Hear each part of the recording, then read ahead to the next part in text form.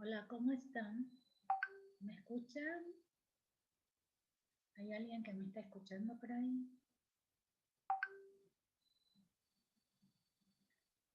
Bienvenidas. Solo veo...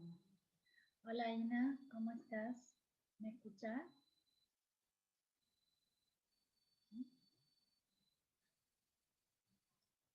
Hola, Abigail, ¿cómo estás? Shalom, Rabani, súper bien, ¿me escucha? Sí, yo te escucho. ¿Cómo están? Muy bien, Baruch Hashem. Muy bien. ¿Los chicos?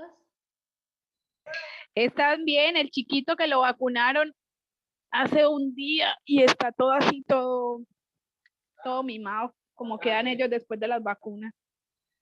Ajá, sí, seguro. Hola, Nina, ¿cómo estás? Veo que estás por ahí, pero no te veo. Sin cámara. Van llegando. Hola, ¿cómo estás? No te escucho. ¿Ahí me escuchan? Ahora sí te escucho. ¿Cómo estás? Bien, mami, gracias a Dios. ¿Y ustedes cómo están? Todos bien. ¿Pudiste Ay, conectarte con Carolina? sí, yo me conecté con Carolina. Bueno. Muchas gracias. No ¿Y tú hay cómo por qué. estás, Abigail? Bien, Baruch Hashem, muchas gracias, muy bien, Ay, tan lindo el niño. gracias. Estoy ¿Está con esperando. fiebrecita o no? ¿No le dio fiebre la vacuna? El primer día no, pero ya hoy está con fiebre. Todavía tiene Pero, fiebre. ¿De qué lo vacunaron? Las de ¿La los triple? 18 meses, a los 18 meses les ponen unas vacunas y una que están dando es que de viruela porque hay que un brote, entonces Claro. los vacunaron. dele acetaminofén en goticas, ¿no? Sí, así está. Le acabé de dar una dosis, ahorita me imagino que duerme un rato y ya se le mejora. Pecado. ¿Qué horas allá? Aquí es la 1 p.m. Ah, ok. Tenemos 8 horas de diferencia siempre, ¿no es cierto, verdad? Por el Sí. verano, sí. Sí. Bueno. ¿Y qué horas allá? Acá las 9. Las 9. De la noche. Claro. Siempre la reunión es a las 9, Sí. siendo ya a las 8. Sí, tarde. Sí, pero es a la hora que casi todas podemos porque la mayoría trabajamos y mientras llegamos a la casa. Claro. Y aparte por la diferencia de horario, si no sería muy temprano. Sí, sería la hora del almuerzo. Un segundo me van a dejar. Un segundo, sigan hablando que yo tengo que hacer algo. Está mi nieta acá y la voy a despedir, ¿sí? Listo, Ok. Rabani. Okay. Papi, esos frijoles, ¿sabes de dónde son? De ahí en la esquina de donde hemos comido. Con todo el deseo de que sea pronto. Amén. Ya estoy escuchando. Ay, sí. Pero ahorita por lo del coronavirus no pueden entrar. Exacto. No, es un problema. Solo si son familiares directos de alguien puede ser que lo permitan. Un minuto. Tami, ¿Cómo? agarrate ya una bolsita. No le escuché, ¿que fue solo qué? Ah, no le entendí yo. ¿Qué fue lo que vi?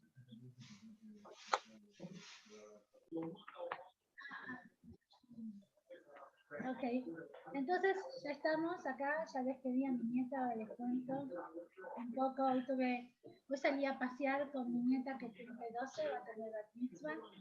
Entonces fuimos a comprar un regalito y ahora se está yendo. La vinieron a buscar. ¿Y dónde vive tu nieta, Rabina?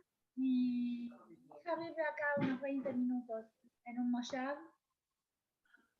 cerca de Rehovot y, Ya. y mi hija la vino a buscar.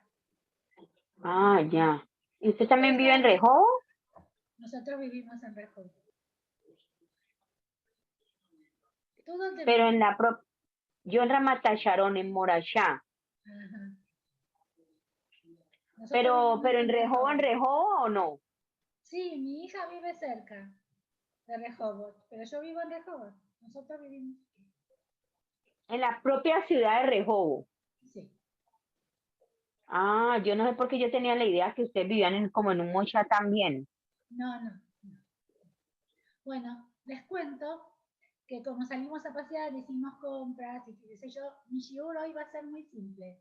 Vamos a leer como seguimos siempre. Hoy no les traje preparado nada raro, no les muestro nada. Hoy les voy a hacer estudiar. Espero que les guste, porque ahora estamos todavía preparando nuestra cocina. Y hay cosas que no sabemos, como por ejemplo, a ver si vos sabés, Nina, ahora no se usa más esto, pero ¿cómo se hace cayer la carne? Una vez que ya se le hizo shita, ya la mataron ritualmente como corresponde, ¿cómo se cayeriza la carne? Hoy en día ya viene preparada. Vos la comprás en el súper acá en Israel y ya directamente la podés cocinar como quieras. Pero hace tiempo, cuando yo era chica y mi mamá compraba en Buenos Aires, la carne la vendían recién matada y tenían que cayerizarla, sacarle la sangre, porque si no, no la podemos consumir. ¿Y cómo se hace ese proceso? Igual es importante saberlo. ¿Por qué? Porque hoy en día no se utiliza en las ciudades, pero en el campo sí. La gente que hace su propia shkita, que mata sus, como corresponde, sus animales, las gallinas, todo, sabe cómo hacerlo. Y a veces puede llegar a pasar. Entonces es bueno. Yo les pido que esta clase es solo para mujeres, así que ténganlo en cuenta. Estoy viendo ahí, si por favor pueden dejarnos. Eh, Entonces hay que tener en cuenta cómo se hace para estar preparado. No digo que nos va a pasar, pero sí es bueno tener una idea de cómo es el proceso. Entonces, vamos a empezar porque la vaca fue matada ritualmente como corresponde. Estamos utilizando carne que ya es taller desde el principio, pero hay que sacarle la sangre. Entonces, si nosotros lo vamos a hacer directamente al fuego, no hace falta hacer nada. Ponemos el carbón, la parrilla, la carne en el fuego y la carne va a largar toda la sangre sobre el carbón y se puede comer sin ningún problema. Pero si nosotros cortamos esa carne y me la traen a casa y dicen, bueno, cayerizala, ¿qué hacen ustedes? Hay que saber, entonces les voy a leer cómo se hace. Porque les cuento que yo lo vi muchas veces porque mi mamá lo hacía, la ponía en agua, le ponía sal, la volvía a lavar, pero en realidad hay que saber bien el proceso. O como cuando matan un pollo, muchas veces pasa que hay costumbres que cuando uno, los sefaradín sobre todo, cuando estrenan una casa, por lo menos en la época que yo me acuerdo, mataban un pollo o una gallina, le hacían shita y lo comían, lo usaban. Entonces había que pelarlo, cayerizarlo, sacarle la sangre. ¿Y quién sabe hacerlo? Hoy en día yo la carne me pongo guantes para tocarla. Uso guantes de nylon. Ya no me gusta más ni tocarlo, pero en una época sí lo hacía. Mi mamá pelaba los pollos al fuego. Entonces tenemos que tener por lo menos una idea, porque si nos toca estar en el campo y nos matan un animal, saber cómo proceder. Entonces, es una necesidad para que esté permitido comerla, si no, no la podemos comer, por más que se hayan matado ritualmente. Dice, el DIN requiere que se retire la sangre de la carne, grasa y huesos salándolos, y la sangre del hígado asándolo. El equipo necesario para hacer kasher es el siguiente. Tienen que tener un balde, una tabla sobre la carne para salarla, una fuente en que se enjuaga la carne, después de salarla o al menos que se prefiera dejar correr el agua en una fuente bajo el agua. Pero todo esto que nosotros vamos a utilizar solo tiene que quedar para la carne que vamos a salar. No quiere decir que podamos utilizarlo para cocinar después. Eso tiene que quedar como un equipo separado para este ritual que estamos haciendo para cayerizar nuestra carne. Entonces, dice que es lo que acabo de decir, que no se utiliza para otra cosa. La tabla también. Y una rejilla, una vez que la lavamos la carne, la sumergimos en una fuente con agua para sacarle toda la carne, hay que ponerla en una rejilla para que chorree todo y salga todo, o en un colador. ¿Me están siguiendo? ¿Me estoy explicando bien? Porque no es fácil el proceso. Entonces, ¿cuándo se hay que salar la carne? Tenemos 72 horas desde que se hizo la matanza del animal para poder cayerizarla. Si no, después no la podemos consumir. Mucha gente que sabe que no va a poder hacer esto, la asa la carne, la hace asada y después la consume como quiere. Pero ese no es el asunto. Si nosotros queremos picar una parte de la carne, primero tenemos que hacer este proceso y después picar la carne. Abigail, ¿ustedes comen carne? Sí, señora. ¿Y dónde la compran para hacer la kasher? La compramos en Barranquilla, en el Jabá de Barranquilla. Ah, muy bien. O se manda a traer de Bogotá también. Ah, perfecto. Muy bien. No tienen que hacer todo el proceso. No es que tienen a alguien que les haga shita y tengan que hacerlo. Ustedes ya la tienen cayerizada la carne. Sí, ya debe de venir lista. Como viene sellada al vacío, tienen que sí o sí traer ya el proceso de cacherizo. Una pregunta que yo le iba a hacer, Rabina. Sí. Ay, no Yo me digas, pensé, Rabina, que no me gusta. Es ¿cómo? decime rica. Rica, rica, sí, es que con rica. Yo pensé que para cacherizar algo, por ejemplo, la carne, tenía que venir desde la vaca tenía que ser kasher. Claro que sí, seguro. Pero además de que la vaca tiene que ser kasher y que la forma de matarlo tiene que ser kasher, también hay que quitarle la sangre a la vaca, a la carne. Claro. Y eso se llama Bueno, kasherizar. sí, ok. Pero cuando digamos en Colombia, digamos que es muy difícil, no es imposible, pero es muy difícil que las vacas sean kasher.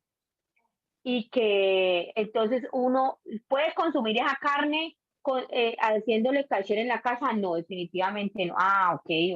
Así uno haga el ritual, todo no se puede. El ritual de la forma de la shita, de cómo matan a la vaca, es kasher. Recién después le haces el proceso que estamos hablando. Entonces, primero que la vaca es kasher porque es una vaca que eligieron que está en buen estado. Si la vaca está en buen estado, se puede usar para matarla y consumirla. Después tienen que matarla de manera que corresponde a cómo se hace la shita acá. Y en esa shita se prueba que la vaca esté bien, que los pulmones estaban bien, que todo estaba bien, entonces la carne es apta para después hacerle el proceso y después venderla. ¿Me explico? Porque por más que la prepararon de esta manera, sigue teniendo la sangre y hay que sacársela. Todo ese proceso que estamos hablando, vos ya lo comprás listo en el supermercado. Sí, es que eso es lo que yo estaba pensando. Pero hay lugares en que no tienen listo desde el supermercado. Por ejemplo, la gente que vive en el campo, la gente que hace su propia matanza. ¿Vos viste que en Israel se usa mucho comer cordero y que la gente en el Moshav va y los mata y los hace?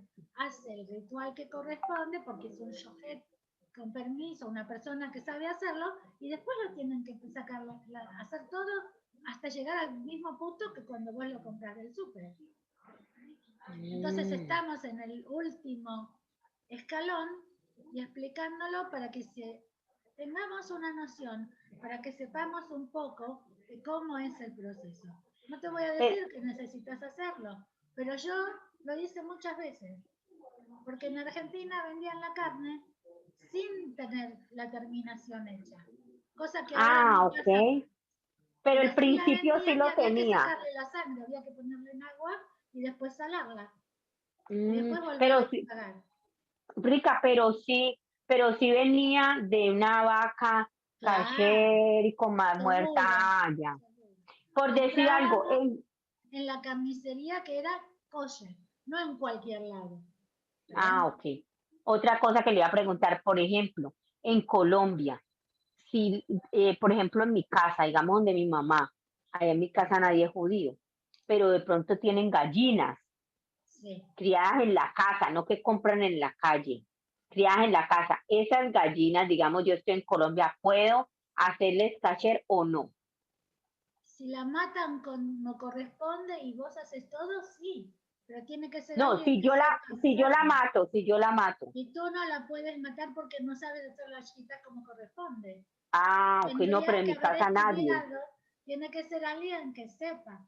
Por eso estamos hablando del Ah, tema. Después de que esté el proceso que corresponde, estamos haciendo la segunda parte, que nos llega la carne fresca antes de 72 horas y hay que mm, sacarle la sangre para poder consumirla. Bueno, sigamos. Entonces, el proceso de cayerizar la carne es 3 etapas. Remojar la carne en agua, salarla y después enjuagarla. Entonces, cuando la mojamos en agua hay que dejarla un tiempo específico, que yo creo que es media hora. Hay que fijarse que la carne no tenga manchas. Si vos ves que tiene una mancha negra porque estaba en mal estado y esa parte no se hace o se saca.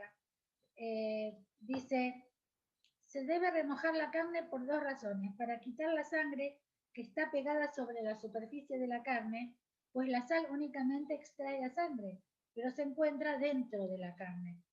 La superficie le queda la sangre y hay que sacarla.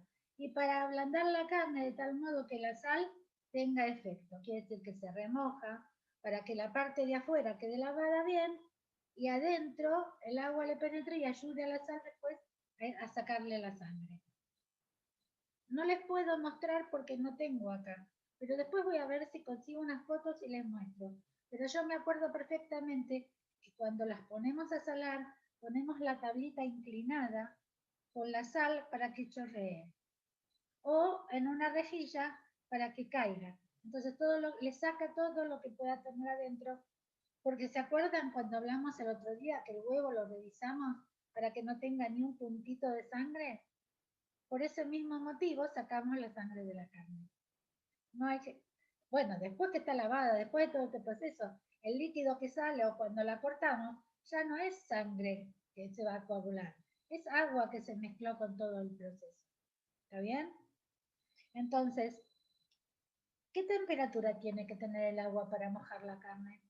Entonces, la temperatura del agua no debe ser helada, pero tampoco puede ser caliente.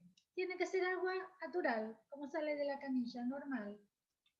Que no me caliente la mano, pero tampoco que sea un hielo, porque si no, no ayuda a quitarle la sangre. ¿Por cuánto tiempo vamos a remojar la carne?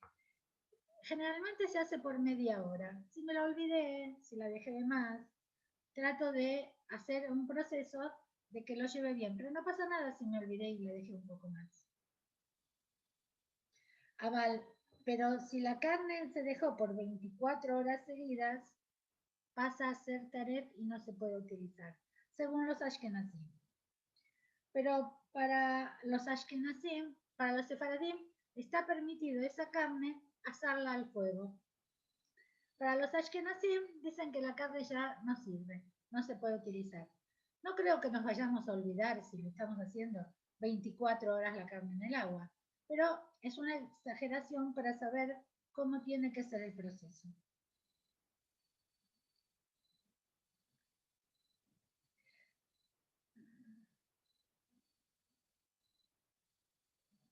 Pero si estaba cubierto por hielo, dice acá, se puede usar esa carne a pesar de 24 horas, se la puede asar para todos, para Ashkenazim, para Sefaradí.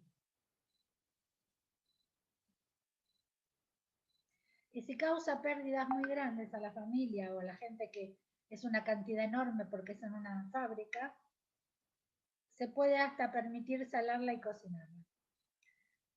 Entonces dice que después de remojar, se debe sacarle toda la sangre que tiene por encima la carne. No es un tema muy lindo lo que estamos hablando.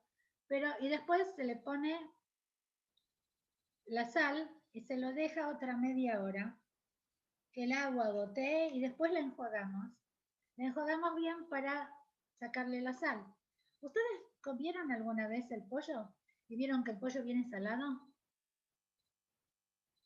No sé Sí, si se dieron cuenta. y el pollo que compró mi mamá lo coge y lo deja No escondido. te escucho bien. ¿No? No, tenés que sacar el auricular, ¿tenés? Que mamá tiene el micrófono acá. Muy bajito. ¿Ya? Ahora sí. Sí, que el pollo que compramos de Jabá lo noté con ese, que uno lo pone a la parrilla y no necesita sal, no necesita nada. Nada. Tiene Porque, un gusto ya como con salecita natural. porque por más que lo enjuaguemos mucho, igual toma. Yo cuando Ajá. compro pollo para cocinar, lo dejo en agua de un largo rato, igual queda salado. Por más que yo lo vuelva a lavar, que ya está hecho todo el proceso, salado, lavado y todo, igual. ¿A vos no te pasa, Nina? ¿A vos, Ina? ¿No les pasa? A mí, la carne, Lo que pasa es que, lo que pasa es que yo no cocino, pero igual yo no, cuando lo comes, no, voy a preguntarle a mi marido de todas formas, pero a mí me parece que yo no he viene un visto, poco no he salada. notado eso. Bueno, Una cosa que le voy a preguntar, Rica, sí. es el hígado. Yo he visto que cuando compramos hígado, Ilan no lo utiliza así. Él lo pone en una rejilla en el horno primero a que es como Al fuego hay que escurra, nunca. ponerlo. No se puede consumir así, ¿no? No, el hígado es una de las cosas que ahora vamos a llegar, que Ok, hay que cocinarlo al fuego, hay que asarlo, que sí, largue toda la sangre que la tiene, sangre. y después lo cocinas como quieras. Lo haces en una salsa, lo pones Pero como primero quieras, hay que pero asarlo. primero hay que hacerlo. En general, nosotros, los que Siempre, compramos de siempre. Jabal, ya viene, te lo venden asado, porque si pasa cierto tiempo tampoco se puede utilizar, entonces se compra asado. En general es así. Yo sé que en las carnicerías lo venden crudo, pero la gente lo hace enseguida. ¿Entendés? Tienen 72 Mm. horas desde que lo compras o desde que se hizo la shkita, el matado de la vaca, hasta para usarlo se pasa nosotros por un soplete y larga toda la sangre Ah, y después lo utiliza. ¿Está bien? Él lo mete en el horno, en la parrilla del horno y La pone parrilla. abajo la plancha y se escurre la sangre. No sabía. Ajá. O sea, yo decía, pero ¿por qué siempre hace así? Yo pensé que uno podía hacer como decir de No, una vez, no. cada cosa tiene su... por la sangre exactamente. Ahora, ¿qué es lo que pasa con la sangre, con la carne cuando la salamos? Es un detalle que me olvidé de decirles. Hay que ponerle sal por todos lados, no solamente por arriba y dejarlo, por todos lados. Hay que frotarlo con sal gruesa, por todas las partes. Ténganlo en cuenta por si alguna vez pasa y si no, hácenlo. Agarren lo que sea y lo hacen asado. Después si quieren cocinarlo de otra manera ya está, pero el asado también es como cayerizarlo. ¿Está bien?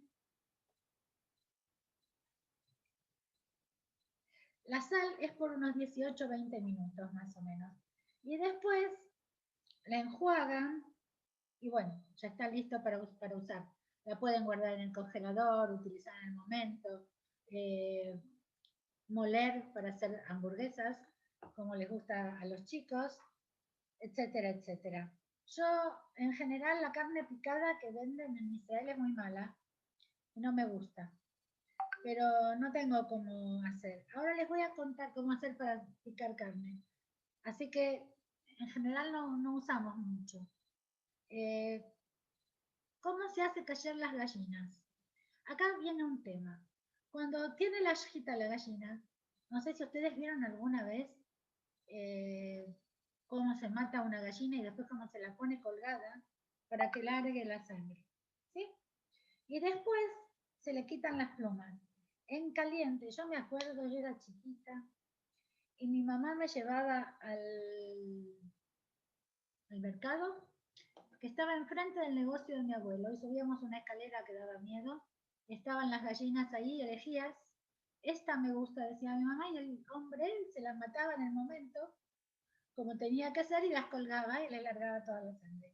Y después les arrancaban las plumas, todavía ni estaba en caliente, porque si no es difícil sacarle las plumas. Pero no se puede calentar la carne antes de hacerle el lavado general para sacarle las plumas. Por eso se las sacan en caliente. ¿Entienden? Porque no se puede poner sobre el fuego a calentarlo. Está prohibido. O sea que no se las remojan con nada para sacárselas. Le sacan las plumas y Pero después ¿cómo? lo que queda de canutito y todo eso, una vez que se hace todo el proceso, sí se puede poner sobre el gas, calentar, como hacía mi mamá. Mi mamá le gusta todavía cocinar el pollo, pero con la piel. Yo se le saco. Yo nunca cocino el pollo con la piel. Pero para cocinarlo con la piel, que queda todos esos pedacitos y esos canutitos, se pasa por agua, por gas en el fuego y se van arrancando. ¿Ustedes vieron cómo se arranca eso con un cuchillito? Tú debes saber bien, Abigail. Eh, Abanico, una- esas plumas son durísimas y no se remojan, o sea, así es que las quitan. No te escucho. Que esas plumas son durísimas si uno no las remoja en agua caliente. Claro, O sea por que eso se así. saca cuando recién lo mataron, para que esté caliente el animal. Ahora entiendo por qué los pollos de Java llegan con unos cañones grandosísimos y yo, Dios mío, eso, Claro. los pollos de Java me ponen a jugar porque yo soy muy odiosa con ese tema. Claro. Y yo sí decía, ¿por qué vienen tan cañudos? Decía yo. Claro, es así. o sea que no se meten como nosotros hacemos, se mata la gallina, después se echa en agua caliente, muy caliente, y se despluma totalmente y después se pone como con fuego para quitar, para que se le quemen todos los pelitos Por o eso las no se puede. plumitas del gaiticas. Por eso te estoy aclarando exactamente que no se puede. Me faltaba ver que estaban todas por entrar. Discúlpenme que no las vi a las chicas. Hola Liliana, ¿cómo estás? Liliana Tavera de Tierra del Fuego. ¿Me estás escuchando? Liliana, te veo moverte, pero sí, me escuchas. Un beso. Encantada de verte. Disculpen, tenía que saludar a una gran querida amiga mía que está acá en la clase. Bueno, entonces, como decíamos, estamos hablando de cómo callerizar una vez que está hecha la shkita, y si en casa tenemos la carne y no está callerizada, que la compramos, estamos hablando de eso. Estábamos hablando ahora de los pollos. Hola Mariet, ¿cómo están todas? Cintia. Disculpen que no me había dado cuenta, Fernanda, Camila. Recién ahora levanté la vista y veo que están todas ahí esperando. Igual después pueden ver el principio de la clase. Entonces, como llegamos hasta acá, el pollo, que lo callerizamos, también tiene el mismo proceso que la carne, de ponerlos en agua media hora, después dejarlos en sal unos 18 o 20 minutos, y después colarlo, sacarle todo lo que cae y lavarlo de vuelta, dejarlo en agua y después colarlo para largar todo el agua. Ese es el proceso. Entonces, nosotros no lo hacemos más, porque ya lo compramos hecho. Pero siempre es bueno tener una idea de cómo se debe hacer. Entonces, acá habla de un montón de cosas que no nos van a pasar, que podrían ser como si encontramos un huevo adentro de la gallina y lo podemos conseguir o no. Pero dice que los huevos que se encuentran en una gallina, alguien abrió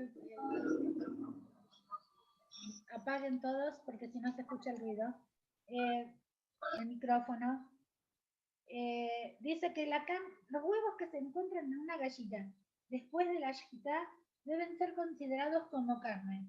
Quiere decir que entonces también los tenemos que lavar y hacer todo esto. Yo creo que no sea posible eso, con un huevo, así que evidentemente es taref, no es kasher. Entonces, ya hablamos del hígado, porque gracias a Nina que me preguntó, hablamos que el hígado hay que hacerlo directamente, como yo dije, con soplete. Y los utensilios que utilizamos para asar el hígado, Nina, eso no sé cómo hace tu marido, pero los utensilios que utilizamos para asar el hígado no se consideran que se puede usar para otra cosa, solamente para ese proceso. Esa parrilla, sí, esa parrilla, ya. Porque lo que estás tocando con eso que tiene la sangre no es kasher, porque tiene la sangre. Entonces solo se utiliza para eso. ¿Está bien? Por eso nosotros usamos un pinche, uno de esos que se usan para cortar, y el soplete que cae sobre algo, el líquido, y no usamos una bandeja. Yo lo he visto así, ¿sí? Y por eso lo compramos ya asado. Como te dije, nosotros lo compramos en el súper, pero kasher y asado. Generalmente acá lo venden congelado. Así es como lo compramos nosotros. Bueno, yo les cuento que acá hay un montón de indicaciones con respecto a la cocina que no sé si tiene sentido que en este momento las veamos. Yo quiero empezar con un poquito de hablar de lo que es alajot para Shabbat, porque lo más importante que tenemos que saber son las cosas que se relacionan con las 39 melajot para Shabbat. Como dije antes, este shiur las voy a hacer estudiar mucho. Y antes de empezar con eso, les quiero leer un artículo, porque la semana pasada me quedé sin leérselos, que la semana pasada les expliqué otras cosas. Y se trata de una persona que yo conozco y que me gustó mucho lo que hizo y qué fue lo que sucedió. Entonces, les quiero contar que este rabino del que voy a hablar es un muchacho que venía a nuestra casa en Swat cuando, ¿por qué se me apagó? Cuando nosotros vivíamos allá, y cuando él estudiaba en la yeshiva, él era un joven de 20 años que venía a comer en nuestra casa muchas veces, porque vivíamos en Swat y la yeshiva más grande que hay acá en Israel de Jabal es en Swat. Ahora él se transformó en un buen rabino, muy, muy buena persona, y que hace muchas mitzvot y que cumple muchas cosas. Y acá cuenta una historia que no sabía, no la conocía. Y justamente, ¿cómo nos acordamos de él? Porque hace poco se conectó con nosotros. Él está enseñando a mi sobrino para su bar mitzvah, que es dentro de un mes. Entonces dice que en el año 2017, el rabino Daniel viajó con un grupo de 2 jóvenes a Polonia. Estando allá, el rabino se equipó, montaron una carpa para adolescentes judíos y en un lugar que estaba en el gueto de Varsovia, ahí al lado, con la finalidad de recibir a los diferentes grupos escolares que llegaban de todas partes del mundo. ¿Ustedes conocen lo que es la Marcha por la Vida? ¿Alguno de ustedes alguna vez escuchó de eso? ¿Alguien sabe? En Europa, en la época de que se celebra, no sé si es un celebrar, es para la época de abril, Hey Year, es cuando hablamos de la Shoah y todas las cosas que pasaron. Y se hace una marcha en Europa, justamente en el gueto de Varsovia, en Auschwitz, se llama la Marcha por la Vida, para que nadie se olvide, y mucha gente de todos lados va. Y esto estaba organizado ahí. Entonces cuenta, el rabino relata que mientras estaba sentado en esa carpa, vio entrar a 2 personas, una señora mayor, acompañada de un hombre joven, que era muy alto. Ambos se pusieron a observar las imágenes que mostraba ahí, las cosas que pasaban, y había imágenes de la vida religiosa judía en Polonia.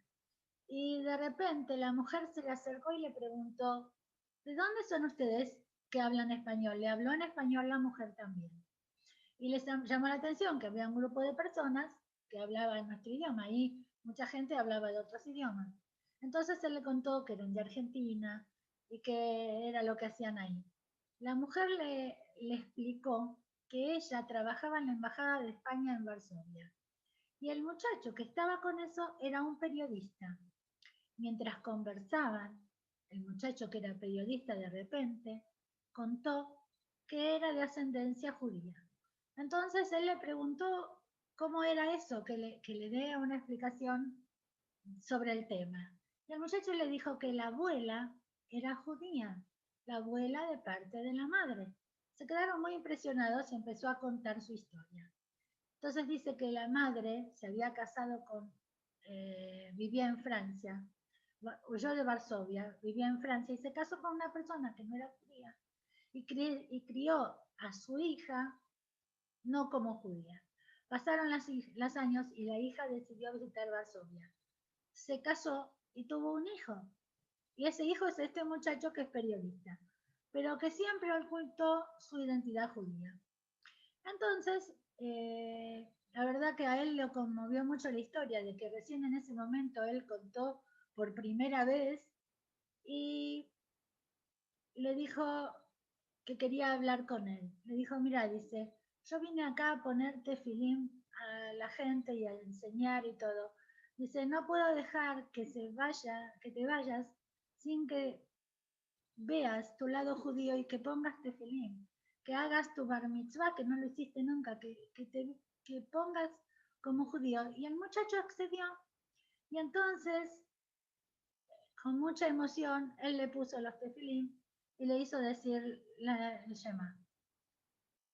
Esa emoción que él tuvo hizo que después esta mujer, después de muchos años, después de mucho tiempo, no de muchos años, le haya mandado una foto y de este hombre que estaba con el Sheliach de ahí de Varsovia y que este hombre volvió a sus raíces solamente por el hecho de haber acompañado a alguien a ver algo y de repente descubrió, y este rabino que es un amigo nuestro que hace poquito habló conmigo por el asunto de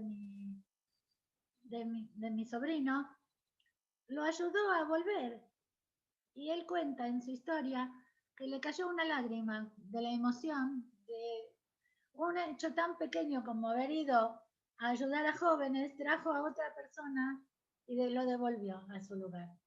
Bueno, me había emocionado mucho la historia, por eso se las quería contar. Antes de seguir con nuestros estudios, siempre es bueno amenizar un poco, ¿no? Con una receta de jalá, con una galletita, porque si no, estudiar en seco me parece como demasiado duro, porque no es fácil estudiar y yo pienso que para ustedes es menos fácil que para mí, porque yo ya lo conozco, pero para todos ustedes la mayoría es todo nuevo y dicen, pero ¿cómo? Y entonces esto no lo puedo hacer, y entonces ¿cómo hago lo otro? Bueno, despacio, tranquilas.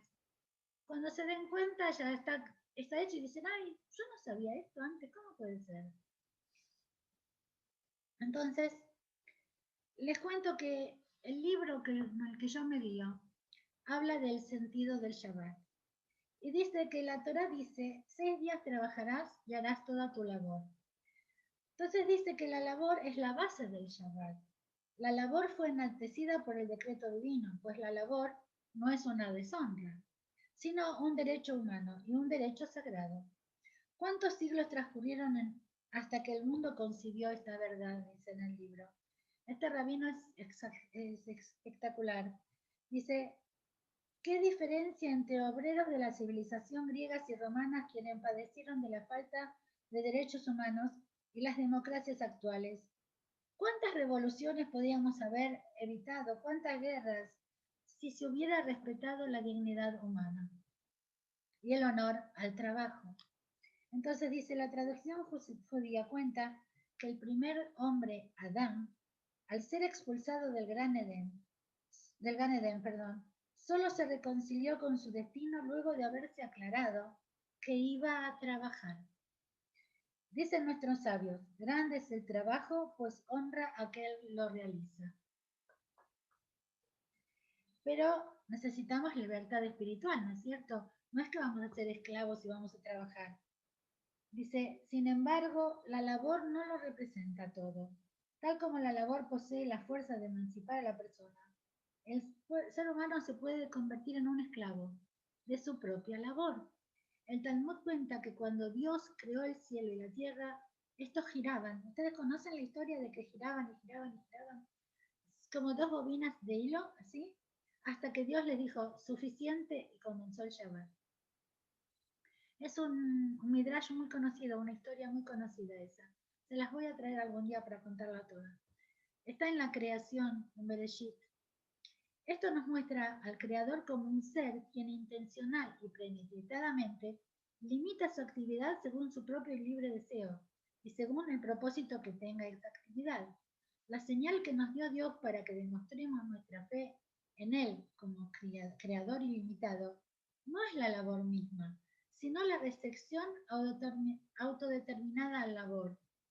Que nosotros suspendamos cada viernes la actividad, que nosotros suspendamos el hacer y nos propongamos, nos da una fe ciega, porque no son las leyes de la naturaleza que, como los astros que empiezan y nunca paran, nosotros nos ponemos nuestros límites y tenemos un propósito, no como el sol o la luna, que una vez que fueron formados no pudieron parar, siempre siguieron.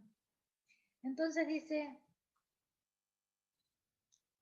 esta labor depende de la intención del ser humano de cooperar con el plan divino. Bueno, acá dice que Hashem rescató al hombre, y entonces dice que Shabbat se relaciona entonces con la palabra menuja. ¿Quién sabe qué es menuja? A ver qué me dice Liliana, dale. Pero poné el sonido.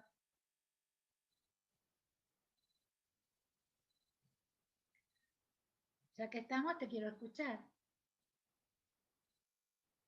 A ver si estás. Ahora sí. A ver. Sé lo que Hola. significa, no me acuerdo. Hola.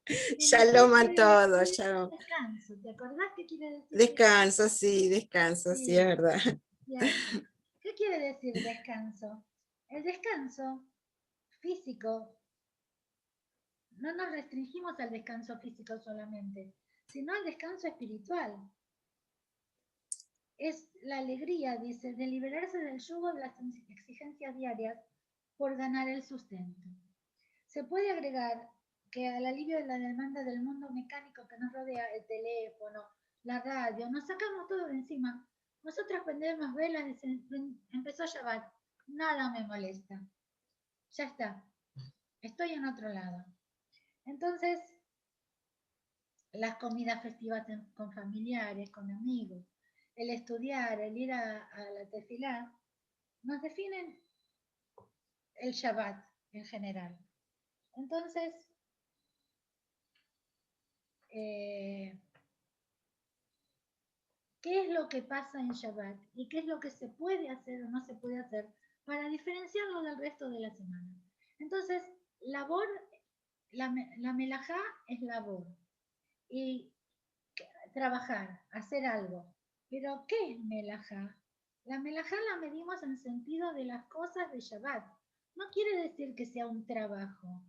Porque acá mismo explica en el libro, uno puede trabajar adentro de casa levantando paquetes, cansarse mucho, pero eso no está prohibido en Shabbat, levantando paquetes. Si yo tengo piedras en mi casa y las quiero cambiar de un lugar al otro del comedor, lo puedo hacer. Por eso no se considera un trabajo. Melajá se considera algo que está relacionado con las 39 abodot, melajot, que se hacían en el Betamikdash. 39 labores derivadas de la Mishnah. Son 39 labores. Entonces, ¿qué eran esas labores?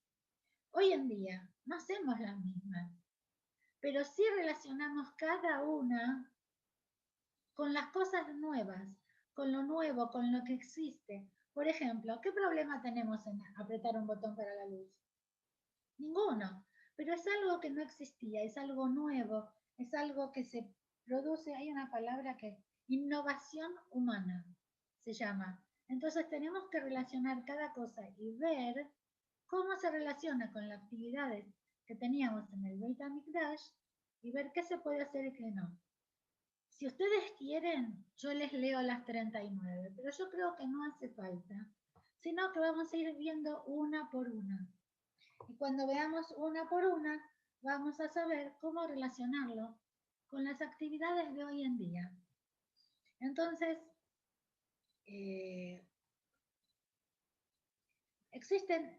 por eso mismo existen melajot, que son abot melajot, son las melajot que son básicas, y de esas las derivadas.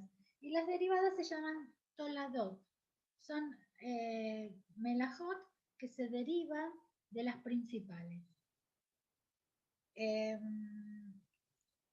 Hay una melajá que se llama transportar, pero transportar no es algo innovado. No es, dice acá, dice, si contemplamos detenidamente la lista de actividades prohibidas en Shabbat, todas ellas están relacionadas con la conquista del hombre sobre la naturaleza. Todas menos una, que es la de transportar. La casa, lo que se transporta de la casa a la calle, de la calle en la ciudad y todo esto, no es de la naturaleza. Mientras las otras melajot nos muestran el hombre como dueño de la naturaleza, esta nos muestra en su rol de constructor. Entonces, como en Shabbat no se construye, construir, forjar, hacer, no se construye, es parte de eso. Entonces, por eso no se puede transportar de un lado a otro, y ya lo vamos a ver cómo y por qué. ¿Me siguen? ¿Vamos bien? Entonces ya tenemos la melajá, ya sabemos que vamos a hacer Shabbat. Entonces, ¿qué va a pasar cuando vamos a hacer Shabbat? ¿Ustedes saben qué pasa? Miramos el horario, decimos, bueno, tenemos todo el día, qué bueno, son las 8 de la mañana, voy a cocinar, tengo tiempo hasta las 5:15 prendo velas. A las 5:10 me doy cuenta que me olvidé de apagar la luz de la heladera, que le salió a mi marido un botón del traje y se lo tengo que coser, y estamos corriendo siempre el último minuto, no se asusten, nos pasa a todos, siempre. Me faltó una vela, tengo que ir a pedirle a la vecina, tuve que ir a comprar algo porque me olvidé de enchufar y el agua no está caliente y tengo que apretar el botón. Siempre pasa, no se confíen que empiezan a las 8 de la mañana, a las 5:14 me va a faltar algo. Llegamos a Shabbat, prendemos la vela, ¿sí? Davani, eso uno puede iniciar a las 2 de la mañana si quiere. Y si llega ya finalizando para encender velas y hay un corre-corre en ese lapso de tiempo. Y hay una cosa más que ocurre. Cuando yo programo que preparo todo el día anterior la comida, el día viernes digo, hoy no cocino porque ya tengo todo listo. Ese día tengo el doble de trabajo cocinando. Y cuando yo pensé que hice poca comida porque preparé hoy y no tuve mucho tiempo, cuando sirvo la mesa está llena de cosas porque voy sacando una cosa, la otra, y no es que lo preparé o lo tenía en mente. Nos pasa siempre, no se asusten, Ay, sí. es normal. Pero siempre tenemos que hacerlo todo con alegría, todo contento. Sufrir el momento, pero decir, bueno, cenar antes del Shabbat. Yo ya les conté que para mí las semanas es así. Es para el Shabbat que viene cuando termina Shabbat y para el Shabbat que pasó cuando en el medio de la semana. Siempre estamos hablando alrededor del Shabbat. Porque es en nuestro punto, en nuestro lugar donde todo paramos y dedicamos el tiempo a estudiar, a relacionarnos con Dios, pero también a pasarlo bien y a disfrutarlo, ¿no es cierto? Bueno, entonces, como les contaba, entonces cuando llegó y ya prendimos las velas, todas saben, las verajot, tenemos que decir, prendemos 2 velas, una por cada hijo vamos agregando, quiere decir que las mujeres prenden, los hombres no, pero si nuestros hijos están en otro lado o los hombres están en otra parte, prenden una vela. Generalmente se acostumbra que prendan una, o que alguna mujer que haya en el lugar donde están, prenda una para esa persona también. son costumbres. Las mujeres sefaradiot prenden velas con aceite de oliva, muchas veces y con una mechita. Lo preparan con un pedacito de algodón en un recipiente. Nosotros prendemos con las velas, esas tapitas tan lindas, las conocen, ¿no es cierto? Y hay muchas que no prenden con la vela común larga. Los sefaradim prenden la vela después de decir la verajá, pero no es así como nosotros prendemos. Nosotros prendemos la vela y sobre eso tapándonos, porque la vela, en realidad cuando decimos una verajá, decimos y después comemos. Pero si vamos a prender la vela después, estamos transgrediendo, porque no podemos prender fuego. Entonces, prendemos las velas, por eso nos tapamos los ojos y decimos ahí la verajá. Y atraemos a la luz de la vela hacia nosotros y nos tapamos la cara, ¿sí? ¿Ustedes saben eso? Supongo que algunas sí, otras no, pero bueno, vamos aprendiendo, no se asusten. Entonces, prendemos las velas. Para todas las mujeres hay una perashá que se llama Haná, que las tengo que fijar en qué lugar está, pero yo sé que está en el libro de un minuto. Cuando tenemos Rosh Hashanah en el primer día, de Rosh Hashanah. Jaime, ¿cómo se llama? ¿En dónde está Haná? En Shmuel, sí, pero en el libro de la Tefilá, en Rosh Hashanah, ¿qué es? En la Haftará de Rosh Hashanah del primer día está la perashá de Haná. Esa perashá, yo la leía, y últimamente no lo hice más, la verdad que está mal, cuando prendía velas. Aparte de que nosotras decimos la tefilá de la noche, porque en Shabbat podemos decir la tefilá de la noche, que es muy linda. También yo decía, cuando no vamos al Beit Knesset, leemos eso perashá. Para todas las mujeres, para tener hijos varones, para tener hijos sanos. Ustedes conocen la historia de Haná. Entonces, no sé si la conocen, pero la pueden leer y la van a saber. Querida Rivka, Camila está afuera porque tuvo un problema de la conexión y no se quiere perder el término de la clase. Si la puede ingresar. Gracias, disculpe. No, está perfecto. Me hiciste ver porque yo no miro. Hola Camila. Hola Sera. Después vean el resto. Entonces, la perashá de Haná la leemos cuando empieza Shabbat, después que prendemos velas. Y preparamos la mesa, por supuesto nos sentamos un rato, charlamos, y preparamos la mesa para el kiddush. Ustedes saben, se hace kiddush, se come jalá, y ustedes saben cómo es. Se come 2 platos.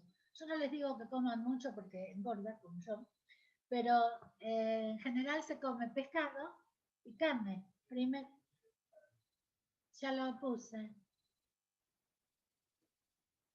Ya las puse, Jaime. Gracias. Entonces, el primer plato, una vez una amiga me dijo, yo pensé que preparé mucha comida y preparó una rodaja de pescado para cada uno con una ensalada de tomate, lechuga y pepino. Vino a mi casa y fue a la casa de otras personas y vio que yo tenía pescado, ensalada de papas, ensalada de huevos, hummus, gina, aceitunas, pepinitos. Dice, yo no sabía que hay que hacer le digo, es Shabbat. Uno le da al Shabbat todo lo que pone. Éramos muchas personas. Éramos 10, 15 personas. Y ella se quedó asombrada. Dijo, y yo que pensé que con la ensalada y la gina y el pescado era mucho. Y después sirvió pollo con arroz, dijo ella. Bueno, sí, después servimos lo que queremos. En general no es obligatorio, pero se comen 2 cosas, carne y pescado y carne, y no juntos. Ustedes saben que el pescado y la carne no comemos en el mismo plato, no lo comemos juntos. Y después, no hagan postre, pongan fruta y relajen un poquito, sirvan café, y al día siguiente volvemos a pasar lo mismo, así que hay que cuidar un poco. Es lindo preparar postres, Yo tengo muchas recetas que les voy a pasar en algún momento, pero hoy en día estamos con las galletitas sin gluten y con el pan de harina de espelta. ¿Ustedes usan harina de espelta o harina integral? Harina de espelta tiene gluten, pero tiene un gluten diferente. Es el trigo viejo, antiguo, digamos. Entonces es mejor para los que sufren de problemas estomacales o para los que le cae mal el gluten o para personas con problemas de salud. Y sale un pan muy rico, muy rico, una jalá preciosa, solo que necesita tener unos cuidados un poquito más, como poner un poco más de levadura, lleva un poco más de agua, es una harina más seca, y yo lo pongo en moldecitos. Entonces la receta siempre es la misma, 1 kilo de harina por 3 cucharadas de levadura seca, medio vaso de azúcar, medio vaso, 3/4 de aceite, sal a gusto, y después el agua que consumo, porque siempre consumo un poco más. Así que en vez de 2 vasos serán 3 o 3,5. Ustedes tomen moldecitos descartables de aluminio, si es que quieren descartables o de cartón, arman la trenza y la ponen adentro, porque este pan un poquito se desarma. Y después lo pintan como todo. Yo no uso huevo para el pan ni para la jalá, y queda perfecto. Y prueben porque es muy bueno y es muy rico y es saludable, mucho mejor que la harina blanca. Bueno, como ven, nos quedan 5 minutos, vamos a aprovechar para seguir un poquito más adelante. Tenía una historia por acá, pero va a ser para la semana que viene, porque ya les conté una. Entonces, hacemos kiddush, comimos. ¿Se acuerdan que el kiddush es con vino? Para la jalá tenemos la verajá de amotzi. Lavamos las manos. ¿Se acuerdan cómo es? 3 seguidas y 3 seguidas. Lavamos las manos, decimos la verajá y nos quedamos en silencio hasta que vamos a la mesa, cortamos la jalá, decimos la verajá, pero la mojamos en sal. ¿Se acuerdan que se moja en sal? ¿Saben eso? La jalá la cortan, la mojan en sal y comen. Y después no se dice ninguna verajá por todo lo que vamos a comer después. Pero si comen postre, se acostumbra a veces decir la verajá por la fruta. Se considera como que no está dentro de la comida. ¿Está bien? Entonces, si comen un rico kiwi o un durazno, dicen la verajá aetz. Y si comen unas frutillas, dicen la verajá agamá. ¿Se acuerdan? No sé si la saben en castellano o en hebreo, pero se van fijando y van buscando cada una en el libro.